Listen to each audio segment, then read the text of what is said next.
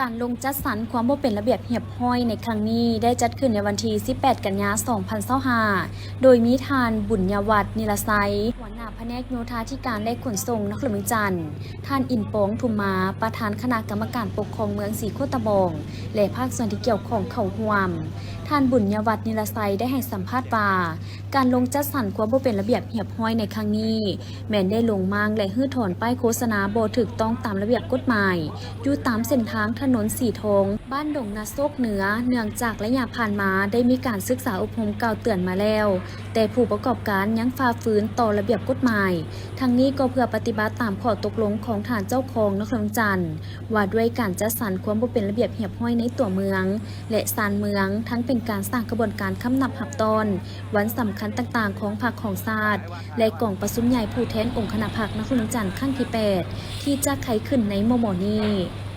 พวกเขาจะได้เฮ็ดเวียกและมีแจงการให้ทางทุกภาคส่วนให้การร่วมมือก่อนจะลงจัดตั้งปฏิบัติถ้าว่าบ่ให้การร่วมมือพวกเขาจะได้มีมาตรการลงเฮ็ดเวียกดังที่ทุกมื้อนี้ก่อนเฮาลงจัดตั้งปฏิบัติทุกครั้งพวกเขาได้เฮ็ดเวียกร่วมกับองค์การปกครองเมืองหมายความว่าพวกเขาได้เฮ็ดเวียกประจำเริ่มจากพื้นฐานก่อเรือนและพื้นที่ทานเจ้าเมืองหรือว่าทานองค์กรปกครองเมืองได้เอาใจใส่ลงเฮ็ดเวียกอย่างเอาจริงเอาจังร่วมกับผู้ประกอบการทุกบ่อนทุกที่ที่ว่าพวกเขาได้จัดตั้งปฏิบัติเฉพาะป้ายที่ว่าเขาตัดไปนี้แม่นภายในกำหนดเวลาตามเอกสารพวกเขาได้แจ้งหาบรรดาผู้ประกอบการหรือว่าผู้ถูกละเมิดนั้นไปพวกพันเอากับแผนกโยธาธิการขนส่งพวกเขาได้ไปเก็บเมียนไว้อยู่แผนกโยธาธิการขนส่งนครหลวงจันทร์เพื่อให้ผู้เกี่ยวมาเข้าห้องว่าเก็บเอาขึ้นหรือว่าขอขึ้น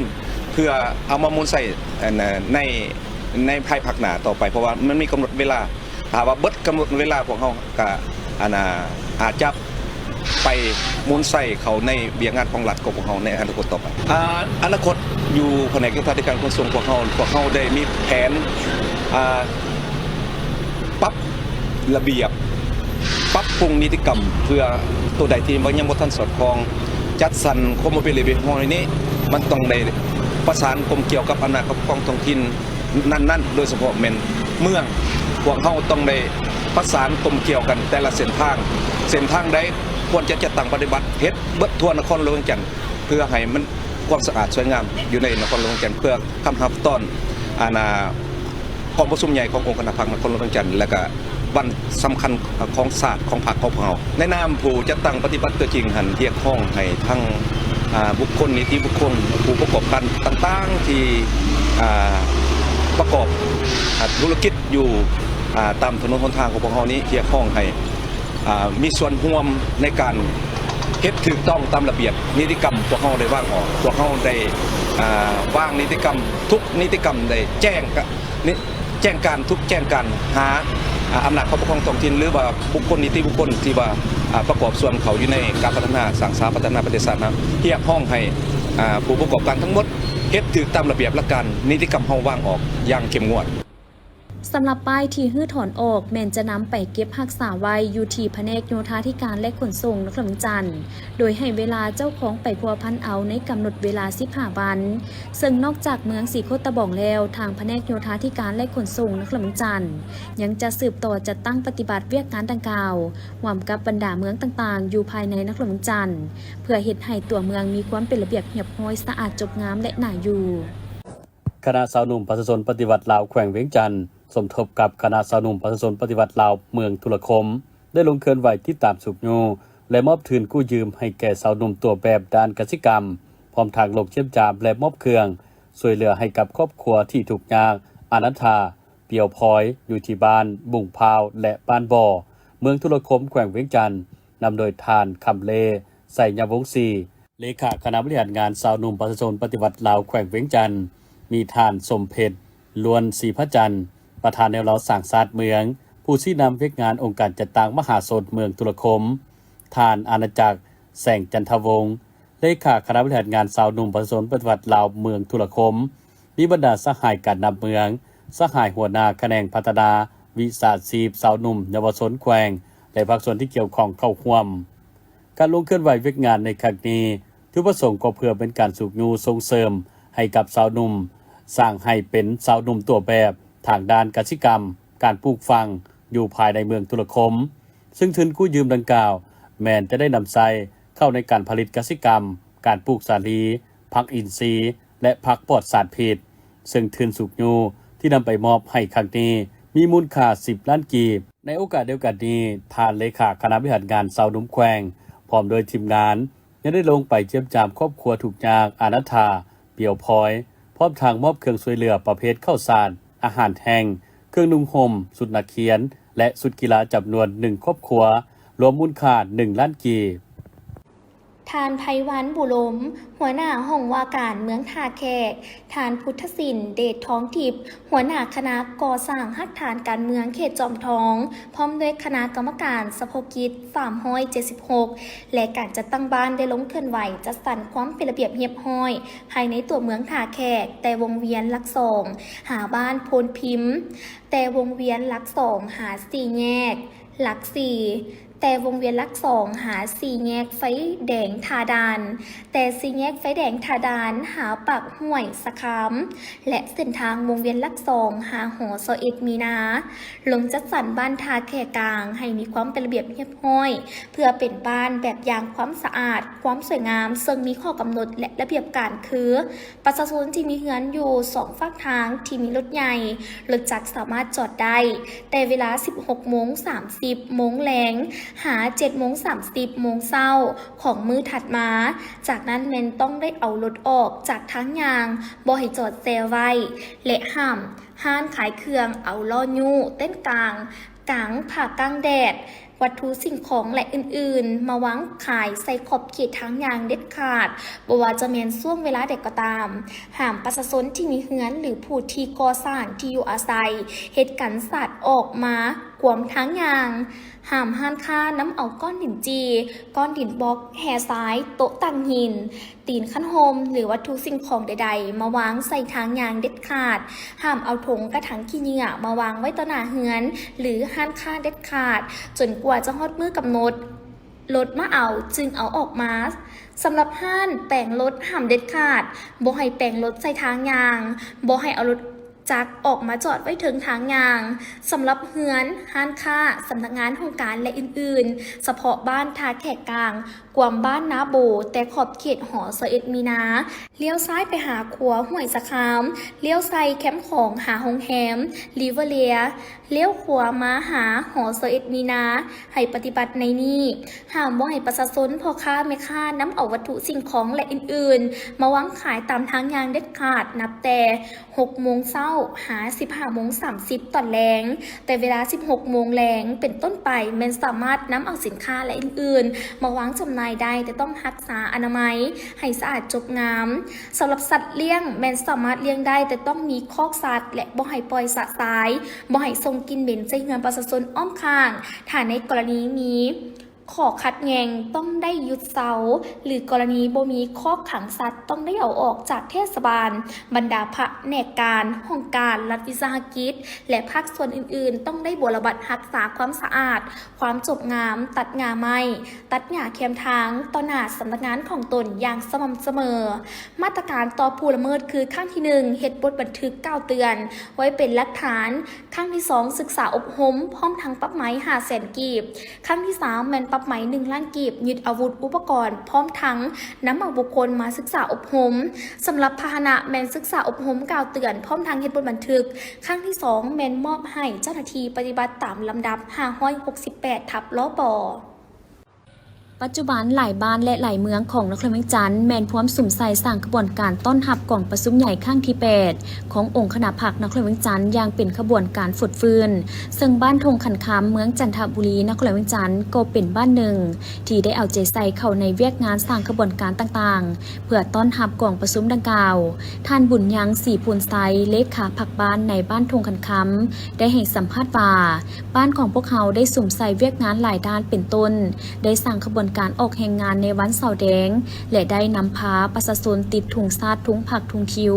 อันสำคัญได้สมทบกับคณะเฉพาะกิจขันเมืองลงแก้ไขและจัดสรรความบ่เป็นระเบียบเรียบร้อยอยู่เขตจุดสุมตลาดทงคันคำภาคเช้า1และภาคเช้า2นอกจากนี้ยังได้เอาใจใส่เวียกงานป้องกันชาติป้องกันความสงบโดยได้นำพาไอ้น้องกำลังป้องกันความสงบกองหลอนบ้านลงแก้ไขบรรดาเป้าหมายและจุดรอแหลมต่างๆเพื่อให้ประกันความสงบปลอดภัยในระยะการเกี่ยมใส่กล่องประชุมใหญ่ข้างที่8ขององค์คณะผักหนักข้าวเหลืองจันทร์ซึ่งบ้านของพวกเขา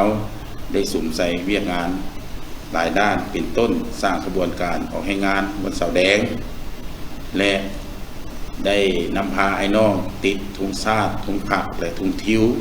อันสำคัญแม่นได้สมทบกับคณะเฉพาะกิจขันเมืองลงแก้ไขจุดสุมเนาะอยู่ตลาดภาคเช้า1ภาคเช้า2ซึ่งว่าเห็นว่าสภาพก็ถือว่าบ่แออัดหลายในนั้นเรื่องงานป้องกันชาติป้องกันความสงบก็ได้นำพาไอ้น้องป้องกันกำลังปปส.ของร้อนลงแก้ไขบรรดาจุดเป้าหมายและจุดรอยแหลมเพื่อให้รับประกันความสงบปลอดภัยระยะการเกี่ยมใส่กล่องซุ้มใหญ่องค์คณะผักนครหลวงเวียงจันทร์ครั้งที่8ในการลงเนาะระดมพ่อแม่ประชาชนออกแห่งงานก็คือการประดับประดาใส่ถุงผักถุงซาดถุงทิวก็เห็นว่าประชาชนก็ได้ประกอบส่วนยานตั้งหน้าเกี่ยวกับก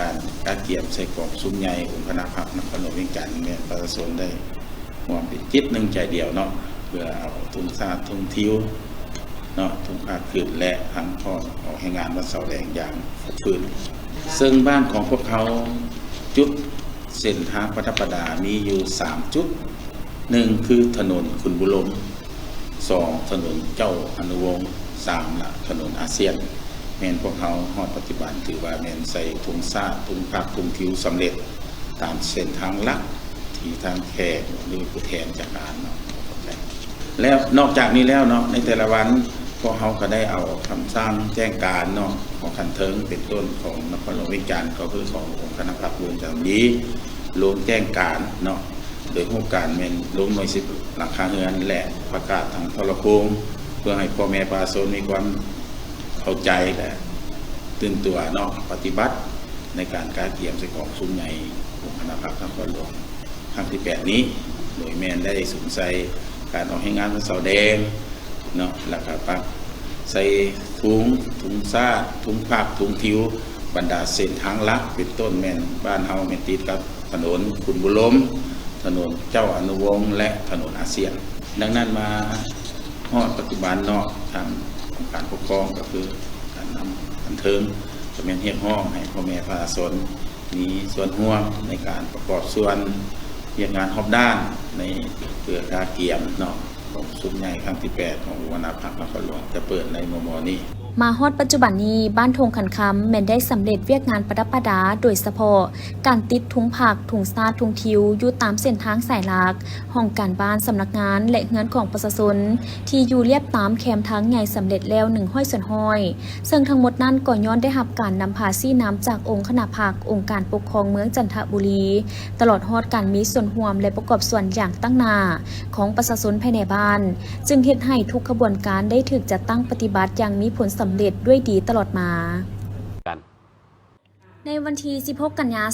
2025 อยู่ที่สมาคมสถาปนิกและวิศวกรโยธาลาวได้จัดพิธีแถลงข่าวรอบสื่อมวลชนเกี่ยวกับการจัดงานวางแสดงสินค้าและนวัตกรรมด้านสถาปัตยกรรมวิศวกรรมวัสดุก่อสร้างประจำปี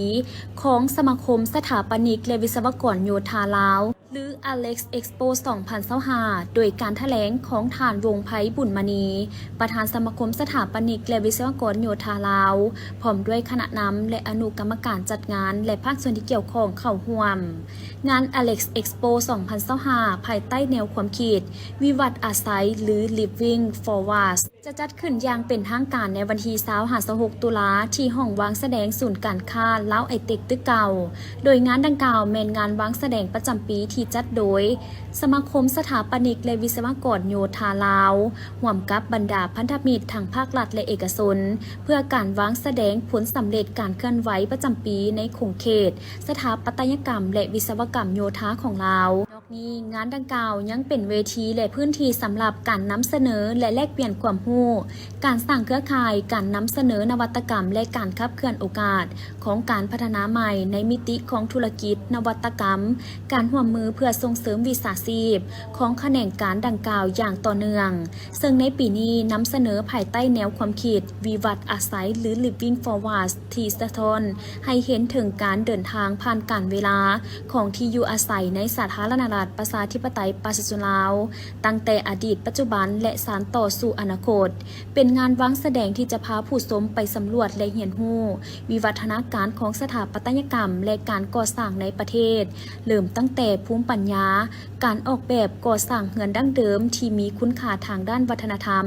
ไปจนถึงการพัฒนาปรับปรุงอาคารที่อยู่อาศัยที่มีรูปทรงและลักษณะร่วมสมัยตอบโจทย์ตามความต้องการในการใช้ชีวิตที่หลากหลายของสังคมได้อย่างมีคุณภาพสำหรับกิจกรรมภายในงานนอกจากจะพบกับโซน Living Essence และ Living Smart ที่เป็นการวางแสดงสินค้านวัตกรรมการบริการทางด้านการก่อสร้างจากผู้สนองวัสดุแถวหน้าของทางภายในและต่างประเทศแล้วงานนี้ยังจะพาทุกท่านมาร่วมแลกเปลี่ยนความรู้และสร้างแรงบันดาลใจในการพัฒนาสถาปัตยกรรมและวิศวกรรมลาวให้ก้าวไปข้างหน้าอย่างมีทิศทางและมีความหมายไปพร้อมๆกันผ่านนิทรรศการต่างๆในพื้นที่ Living Forward และเวทีส่วนกลาง Living Movementsที่จะเป็นกิจกรรมแลกเปลี่ยนความคิดเห็นทางวิชาการและการนำเสนอนวัตกรรมใหม่ๆที่สามารถตอบโจทย์ให้แก่สถาปนิกและวิศวกรลาวในการสร้างสรรค์ที่อยู่อาศัยแห่งอนาคตที่บ่เพียงแต่สวยงามหรือทันสมัยแต่ยังมีจิตวิญญาณของความเป็นลาวและสามารถยกระดับคุณภาพชีวิตของคนให้ดีขึ้นได้อย่างแท้จริงสำหรับการจัดงาน Alas Expo ปีนี้ก็ถือว่าเป็นปีที่มีความสำคัญเนาะเพราะว่ามันเป็นปีที่จะมีการจัดกองประชุมใหญ่ของสมาคมสถาปนิกและวิศวกรโยธาลาวครั้งที่5ร่วมกันไปน้ำซึ่งว่าใน Alas Expo ปีนี้หมายความว่าในหัวข้อว่าวิวัฒน์อาศัยหรือว่า Living Forward บางหัวใจสำคัญของการจัดงาน Expo สุดนี้มันเห็นแนวใดให้เป็นการเต้าโฮมทั้ง3ภาคส่วนอยู่ในสังคม1ก็เป็นสถาปนิกกับวิศวกรโยธาลาว2มาแล้วเป็นผู้ประกอบการที่เกี่ยวกับเรื่องของกิจกรรมเรื่องของการก่อสร้างวัสดุก่อสร้างหรือนวัตกรรมต่างๆที่มันมีอยู่ในปัจจุบันนี้ความทันสมัยเทคโนโลยีที่ใช้3มาก็เป็นมวลชนผู้ที่เป็นเจ้าของเพราะว่าวิชาชีพตัวนี้มัน3ภาคส่วนนี้ต้องเกี่ยวเนื่องกันอยู่ในงานจะได้เห็นหลายๆอันเห็นทั้งผลงานของสถาปนิกกับวิศวกร2มาเห็นถึงนวัตกรรมและเทคโนโลยีที่มีการพัฒนาตัวอย่างคือเกี่ยวกับเรื่องของสมาร์ทโฮมเนาะถือว่าปัจจุบันนี้หมายความว่าหลายๆท่านก็จะบ่ท่านได้เห็นว่าสมาร์ทโฮมมันเป็นอย่างแท้อยู่ในงานจะมีการจำลองห้องที่เว้าถึงเรื่องของสมาร์ทโฮมว่ามันเป็นแนวใดโดยที่ใช้มือถือนี่มาควบคุมยกตัวอย่างจังซั่นอันนี้เขาว่าเป็นนวัตกรรมอันนึงอันที่2มาแล้วมันกิจกรรมต่างๆที่เกิดขึ้นนั่นแหละมันเป็นกิจกรรมที่อยากให้ผู้ที่จะเป็นเจ้าของบ้านหรือว่าผู้ที่เป็นเจ้าของผู้ประกอบการเรื่องของการเฮ็ดกิจกรรมตัวนี้ได้มีความเข้าใจหลายขึ้นต่อกับวิชาชีพของพวกเราจะหมายความว่าเวทีตัวนี้จะเป็นเวทีเปิดเวทีให้กับทุกภาคส่วนเนาะที่เข้ามาเพราะว่าเป้าหมายหลักของการเฮ็ด Expo ครั้งนี้มันพวกเขาได้มีการคำนึงถึงการมีส่วนร่วมของสังคมของบุคคลอยู่ในสังคมเข้ามาให้มันหลายขึ้นเพราะว่าแน่นอนว่าถ้าว่าเฮ็ดกิจกรรมนี้แล้วทุกคนยังบ่ทันเห็นความสำคัญหรือบ่ตอบโจทย์สังคมก็ถือว่า Expo พวกเขาก็จะบ่สามารถที่จะพัฒนาในต่อหน้าได้ความพิเศษก็คือหมายความว่าคันถามเว้าเรื่องของ Expo ของวงการก่อสร้างอยู่บ้านเฮานี่ Expo ของ Alas หรือว่าว่า Alas Expo นี่ถือว่าเป็น Expo ที่ใหญ่ที่สุดภายในประเทศเนาะหมายความว่าปัจจุบันนี้เขาจะเห็นนอกจากบรรดาห้างห้านที่เป็นทั้งคนลาวแล้วพวกเขายังมีห้างห้านที่มาจากประเทศเวียดนามเนาะประเทศจีนประเทศไทยเขามาวางแสดงอยู่ในงานนี้หมายความว่าเขาเน้นในเรื่องที่อยู่อาศัยกันหมายความว่าอยากดึงให้มวลชนที่แน่นอนทุกคนต้องการ อยากมีบ้านหรือทุกคนอยากมีบ้านแล้วอยากปรับปรุงบ้านแม่นมาในงานนี้ก็มันจะได้มาพบกับทุกอันอยู่ในนี้นะในเรื่องของการจัดงานเอ็กซ์โปในระยะผ่านมาพวกเขาก็ดำเนินกันมาอย่างสม่ำเสมอแต่ย้อนสภาพโควิดเนาะพวกเขาก็ได้หยุดไปโดนเติบแต่ว่าพวกเขาได้เริ่มได้ปีกายนี้ในเบื้องต้นปีกายนี่หมายความว่าเห็นได้ว่าได้รับการตอบรับหลายการตอบรับหลายหมายความว่าบรรดาซัพพลายเออร์นี่รู้สึกว่าเขาเจ้าซอกหาเอ็กซ์โปในลักษณะแบบนี้พอที่บ้านเขาในระยะผ่านมามันบ่มีเนาะหมายความว่าเขาจะต้องการพื้นที่ต้องการเวทีที่จะเห็นแล้วใดให้มีพื้นที่สำหรับทางผู้ที่จะมาเผยแพร่วางแสดงสินค้าเนาะแต่มันแตกต่างก็คืออยู่ของพวกเขานี่มันพวกเขาโบแมนจะมีแต่วางแสดงสินค้าเท่านั้นในกิจกรรมภายใน7 มื้อมันจะมีแอคทิวิตี้ต่างๆที่เฮ็ดให้สังคมได้มาเห็นทั้งความรู้ความสามารถของนักสถาปนิกและวิศวกรโยธาของพวกเขาเนาะบรรดาสถาบันการศึกษาก็จะได้มาแสดงกันอยู่ในนี่ว่าเขาเจ้ามีการเรียนการสอนแนวใดเนาะเฮ็ดให้พวกเขาได้ติดพันกับสังคมหลายขึ้นหมายความว่าอันนึงก็เป็นการให้สังคมได้รู้ว่าอาชีพนี้มันเป็นอย่างแท้เพื่อได้เป็นนอแนงให้กับบุคคลหนุ่มน้อยของพวกเขาในอนาคตบางท่านที่กำลังสิจบการศึกษาก็มาเบิ่งได้ก็จะได้รู้ว่าเป็นสถาปนิกเป็นแนวนี้เป็นวิศวกรเป็นแนวนี้ผู้ที่อยากปรึกษาเรื่องของที่อยู่อาศัยก็สามารถมาเบิ่งอยู่ในนี่แล้วก็มาปรึกษาหารือกับทางสมาคมของพวกเขาได้พวกเขามีบูธพื้นที่ของสมาคมที่บรรดาท่านสามารถเข้าไปเยี่ยมยามไปนั่งปรึกษาหารือไปลมได้เนาะ ภายในงานครั้งนี้นอกจากจะนำเสนอนวัตกรรมและแลกเปลี่ยนความรู้แล้วทั้งขณะจัดงานยังจะได้จัดการแข่งขัน Alex Awards ซึ่งเป็นปีทำอิฐที่จะได้มีการมอบรางวัลเพื่อเสื้อสูและย่องย้อสถาปนิกและวิศวกรรมโยธาที่ได้สร้างสรรค์โครงการดีเด่นให้เกิดขึ้นในสังคมภายใต้4สาขารางวัลคือสาขาโครงการออกแบบและก่อสร้างดีเด่นวิทยานิพนธ์ดีเด่นรางวัลอาคารดีเด่นและรางวัล Design Excellence แข่งขันออกแบบภายใต้หัวข้อ Balance of Time ที่จะมีการประกาศรางวัลภายในงาน Expo ในวันที่22 ตุลาคม 2025ซึ่งทางคณะจัดงานจึงอยากเชิญชวนทุกๆภาคส่วนในสังคมผู้ที่สนใจเกี่ยวกับเวียกงานด้านสถาปัตยกรรมและวิศวกรรมลาวทั้งผู้ประกอบวิชาชีพที่เกี่ยวข้องบรรดานักวิชาการและบุคคลทั่วไปสามารถไปร่วมสัมภาษณ์เรียนรู้และแลกเปลี่ยนบทเรียนร่วมกันผ่านการเที่ยวชมผลงานการวางแสดงผลิตภัณฑ์และนวัตกรรมของแขนงการดังกล่าวได้ตลอดระยะจัดงาน 7 วันเพื่อเป็นการประกอบส่วนจากประเทศสเกาหลีสปจีนและประเทศญี่ปุ่นช่วยเหลือผู้ประสบภัยพิบัติอยู่สปป.ลาวได้จัดพิธีมอบรับข้าวสารจำนวน 1,050 ต้นจากคังแฮเข้าสุกเสริญอาเซียนบวก 3ประจำปี 2024แผนปฏิบัติปี 2025ขึ้นที่นครหลวงจันทน์โดยการเข้าร่วมของทานโพไซไสยศรรัฐมนตรีกระทรวงแรงงานและสวัสดิการสังคมปริญญาเอกนางจันทครบัวละพันธ์รองรัฐมนตรีกระทรวงเกษตรกรรมและสิ่งแวดล้อมมีต่างหน้าสถานทูตสเกาหลีประจำลาวสถานทูตญี่ปุ่นประจำลาวและผู้ต่างหน้าสถานทูตสปจีนประจำลาวและภาคส่วนเกี่ยวข้องเข้าร่วมท่านโพไซไสยศรกล่าวว่าในระยะเดือนกรกฎาคมเดือนสิงหาคม 2025สปป.ลาวก็เป็นประเทศหนึ่งที่ได้รับผลกระทบจากพายุไต้ฝุ่นวุฒิและวิภาซึ่งเฮ็ดให้บรรดาแขวงภาคเหนือภาคกลางและภาคใต้ของลาวได้รับผลกระทบหนักทางด้านพื้นฐานโครงสร้างคมนาคมเนื้อที่ทำการผลิตโรงเรียนเงินศาลทรัพย์สินและชีวิตการเป็นอยู่ของประชาชนอิงตามการประเมินของคณะกรรมการคุ้มครองภัยพิบัติร่วมกับเครือข่ายองค์การช่วยเหลือด้านมนุษย์ IASC คาดคะเนความต้องการฟื้นฟูฉุกเฉินและระยะยาวประมาณ 1,012 กว่าตื้อกีบสำหรับการตอบโต้ฉุกเฉินรัฐบาลลาวได้ทำการสนับสนุนการช่วยเหลือจากภาคส่วนต่างๆทางภายในและต่างประเทศว่ารวมว่าเฉพาะด้านข่าวสารได้รับการอนุมัติจากโครงการคังแฮเข้าฉุกเฉินอาเซียนบวก 3จำนวน 1,050 ต้นโดยได้เริ่มจัดส่งไปช่วยเหลือให้แก่ประชาชนผู้ที่ได้รับผลกระทบจากภัยพิบัติน้ำท่วมอยู่12แขวงคือพงสาลีบ่อแก้วหลวงพ่อบางเสญบุรีเสียงขวงหัวพันเวียงจันทน์ไซสมบูรณ์บริคำไซคำมวนสวรรณเขตและแขวงสารวันสำหรับการฟื้นฟู กระทรวงแรงงานและสวัสดิการสังคมและกระทรวงเกษตรกรรมและสิ่งแวดล้อมจะได้สืบต่อเสนอขอนำไส้ข้าวที่ยังเหลือ 2,750 ต้นซึ่งข้าวช่วยเหลือทั้งหมดนี้จะสามารถตอบสนองให้ผู้ประสบภัยพิบัติและผู้ด้อยโอกาสที่ทุกข์ยากประมาณ 300,000 กว่าคน ที่จัดขึ้นในวันที่ 16 กันยายน 2025 ต่างหน้ามอบเครื่องโดยทานยางซั่วห้องผู้อำนวยการบริษัทฝุ่นโปรตัสอาซีโปรตัสสากลลาวจำกัดผู้เดียวกล่าวรับโดยผู้อำนวยการโรงเรียนมส.บ้านดงใต้พร้อมด้วยภาคส่วนเกี่ยวข้องตลอดฮอดการจัดตั้งบ้านพนักงานครูอาจารย์และน้องนักเรียนเข้าร่วมท่านยางซั่วได้กล่าวว่า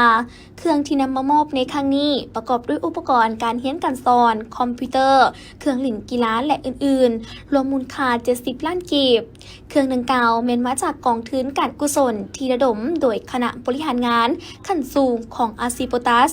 ซึ่งแสดงให้เห็นถึงความมุ่งมั่นที่จะตั้งหลักปักฐานอยู่ท้องถิ่นของบริษัทและตอบแทนคืนให้แก่สังคมโดยการปฏิบัติตัวจริงที่นำพาโดยผู้บริหารระดับสูงและขับเคลื่อนโดยกำลังรวมของพนักงานทุกคนอาซีโปตัสแสดงให้เห็นถึงความรับผิดชอบของรัฐวิสาหกิจขนาดใหญ่ร่วมจิตร่วมใจเป็นอันหนึ่งอันเดียวกันกับประชาชนลาวเพื่อสร้างอนาคตที่สดใสโอกาสนี้ผู้อำนวยการโรงเรียนมส.บ้านดงใต้ก็ได้กล่าวแสดงความขอบใจมายังบริษัทที่ได้ให้การช่วยเหลือในครั้งนี้และหวังว่าในต่อหน้าจะให้การสนับสนุนเติมอีก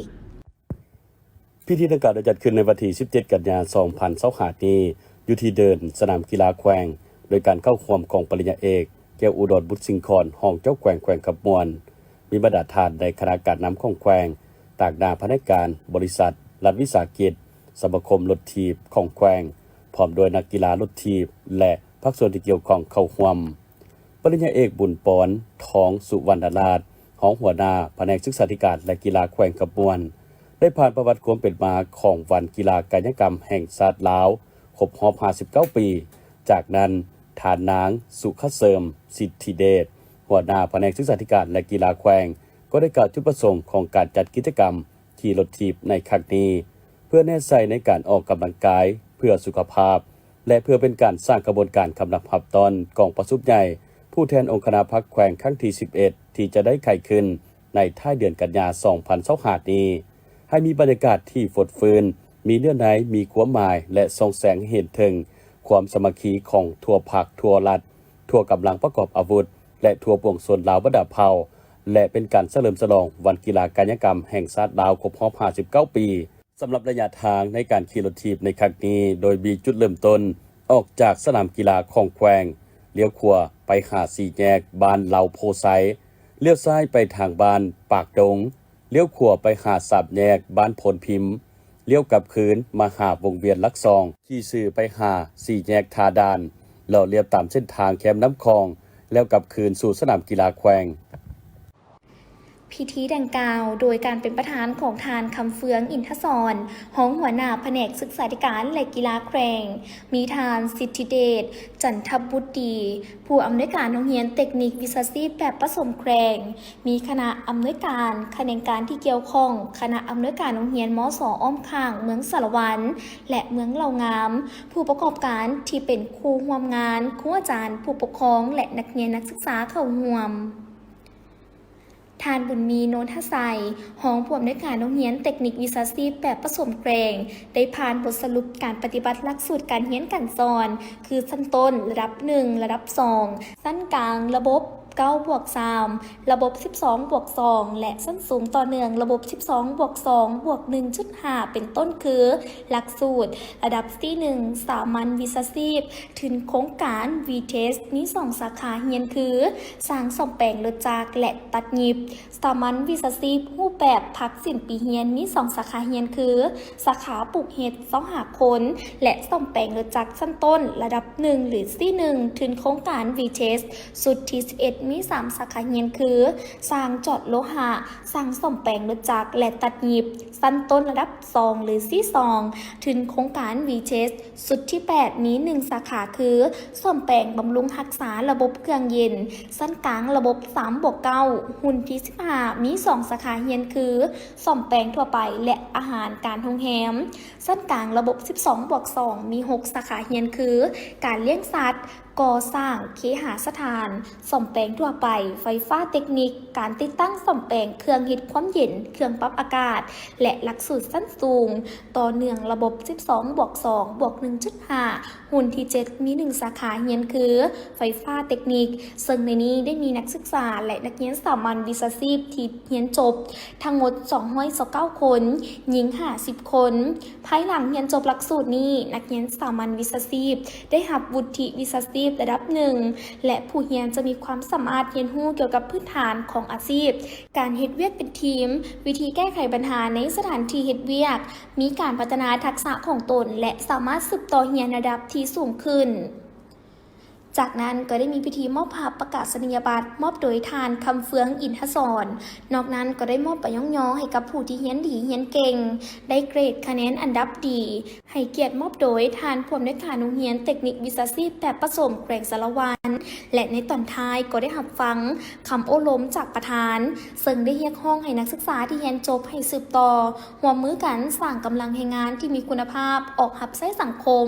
และประเทศชาติอีกด้วยร่วมโดยปริญญาเอกแก้วอุดรบุตรสิงคอนห้องเจ้าแขวงขับมวลทั้งเป็นประธานการจัดงานท่านางสุขเสริมสิทธิเดชหัวหน้าแผนกศึกษาธิการและกีฬาแขวงขับมวลวิบัติการนำขั้นแขวงตากนาแผนกการแขนงการขั้นแขวงทีมงานนักกีฬาจากแขนงการต่างๆของภาครัฐเอกชนขั้นแขวงและขัดเมืองเข้าร่วมปริญญาเอกแก้วอุดรบุตรสิงคอนได้กล่าวว่าการจัดการแข่งขันในครั้งนี้แม้นเพื่อเป็นการขับนำหับตอนวันสำคัญต่างๆของศาสตร์ของภาคโดยเฉพาะแม้นสร้างขบวนการต้อนรับกองประชุมใหญ่ครั้งที่11ขององค์คณะพรรคแขวงขับมวลที่จะได้ไขขึ้นในเวลาอันใกล้นี้การแข่งขันในครั้งนี้ยังเป็นการเปิดโอกาสให้สาวหนุ่มพนักงานทหารตำรวจตลอดฮอดมวลชนทั่วไปได้แสดงความสามารถของตนทางผู้ระดมกระบวนการมวลชนได้มีส่วนร่วมในการแข่งขันให้เป็นกระบวนการอย่างฟดฟื้นเวียกงานกีฬากายกรรมเป็นเวียกหนึ่งที่มีความสำคัญต่อกับการประกอบส่วนเข้าในการพัฒนาทรัพยากรมนุษย์ให้มีคุณภาพมีสุขภาพแข็งแรงเบิกบานมวลซื่นมีความสามัคคีหักแพงมีความศิวิไลทางด้านร่างกายและจิตใจทั้งเป็นการสูบโยส่งเสริมและพัฒนาเวียกงานกีฬากายกรรมให้มีความเข้มแข็งและสร้างเงินไขให้มวลชนได้ห่างไกลจากสิ่งเสพติดต้านและสกัดกั้นสิ่งหยอดท้อต่างๆในสังคมให้ดุดน้อยถอยลงทีละก้าว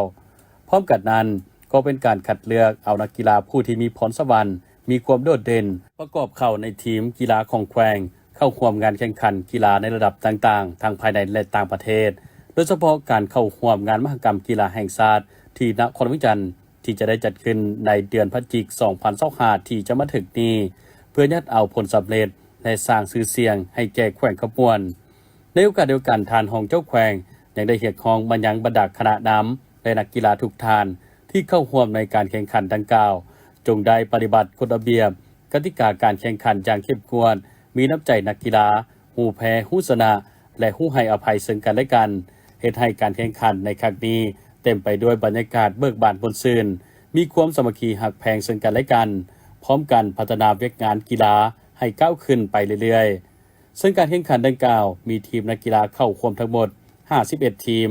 ในนี้มีทีมนักกีฬาชาย42 ทีมและนักกีฬาหญิง9 ทีมซึ่งแข่งขันจะดำเนินไปฮอดวันที่19 กันยายน 2025จึงจะสำเร็จพิธีมีขึ้นในวันที่18 กันยายน 2025ที่แผนกยุติธรรมนครหลวงจันทร์โดยเป็นการลงนามของทานสีเวียงทองโสภาพมีไซหัวหน้าแผนกยุติธรรมนครหลวงจันทร์และทานางอินทนาบุภาสวรรค์ผู้อำนวยการสมาคมเพื่อพัฒนาแม่หญิงและการศึกษากฎหมายพร้อมมีภาคส่วนที่เกี่ยวข้องเข้าร่วมเป็นสักขีพยานท่านนางอินทนาบุภาสวรรค์ได้รายงานให้ฮู้ความเป็นมาของการร่วมมือว่า สมาคมเพื่อพัฒนาแม่หญิงและการศึกษากฎหมายได้ร่วมมือกับแผนกยุติธรรมนครหลวงจันทร์นับแต่ปี 2016 เป็นต้นมาโดยได้รับการซี้นำการเคลื่อนไหวเวียกงานของห้องการช่วยเหลือทางด้านกฎหมายแก่แม่หญิงและเด็กน้อยผู้ด้อยโอกาสอยู่ที่บ้านหนองสองห้องเมืองไสธานีเพื่อบริการให้คำปรึกษาและช่วยเหลือทางด้านกฎหมายโดยบ่เสียค่าใช้จ่ายสำหรับผู้ขอหายจากการถูกใช้ความหุนแหงและประชาชนทั่วไปในชุมชนเป้าหมายที่บ่มีเงินไขเพียงพอสำหรับจ่ายค่าบริการทางด้านกฎหมายภายในพื้นที่15บ้านเป้าหมายของโครงการต่อกับความสำเร็จดังกล่าวและอิงใส่ความต้องการของประชาชนที่นับเพิ่มขึ้นสมาคมเพื่อพัฒนาแม่หญิงและการศึกษากฎหมายจึงได้เปิดนำใส่ห้องการให้คำปรึกษาและช่วยเหลือแม่หญิงแห่งที่2ในปี 2019 ที่บ้านจอมปณีเมืองไสเสถาการให้บริการแม่นในรูปแบบเดียวกันซึ่งก็ได้ให้คำปรึกษาแก่ลูกความหลายกว่า650คนในทั่วนครหลวงจันทร์และแขวงอื่นๆดังนั้นการเซ็นบทบันทึกการร่วมมือครั้งนี้ก็เพื่อเสริมสร้างความรู้และความสามารถให้คณะแก้ไขข้อขัดแย้ง6บ้านเป้าหมายเกี่ยวกับการเสื่อมสารบทบาทหญิงชายในเวียกงานการช่วยเหลือและการแก้ไขข้อขัดแย้งขันบ้านเพิ่มทวีความสามารถให้แก่พนักงานบังคับใช้กฎหมายเพื่อสามารถให้การสุกยู่สนับสนุนแก่คณะแก้ไขข้อขัดแย้งขันบ้านได้ฮู้จักนำใช้กฎหมายให้ถูกต้องและคำนึงถึงความเอาใจใส่ต่อการดำเนินงานที่ดีผู้ถือขอให้จากความหุนแหงสามารถได้รับความเป็นธรรมและเข้าถึงการช่วยเหลือล่าทางด้านกฎหมายโดยบ่เสียค่าจากทนายความซึ่งผลการจัดตั้งปฏิบัติโครงการถูกเผยแพร่และนำเสนอต่อกับครูร่วมพัฒนาภาครัฐและบ้านเป้าหมายเพื่อนำไปเป็นบทเรียนที่ถอดถอนได้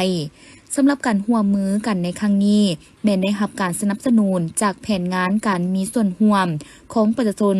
ต่องานการปกครองที่ดีและการสร้างรัฐที่ปกครองด้วยกฎหมายและยะซองแผนงานเซกาซองและแผนงาน MP5 ภายใต้มูลนิธิเอเชียประจำลาว